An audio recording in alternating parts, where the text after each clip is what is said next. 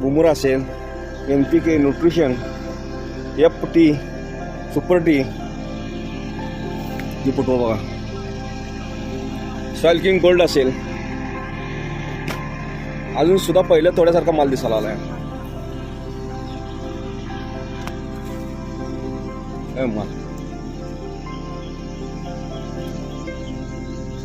तर रासायनिक खत याला हे बेसळ डोस सुद्धा नाही, आधीमध्ये अजिबात रासायनिक खत नाही आहे, तो वॉटर सोल्युबल सुद्धा नाही आहे. आज तारीख आहे 29/5/2024. सर्वसाधारण 12-13 गुंठ आहे. त्या मालकाचं नाव आहे बिरू कारंडे.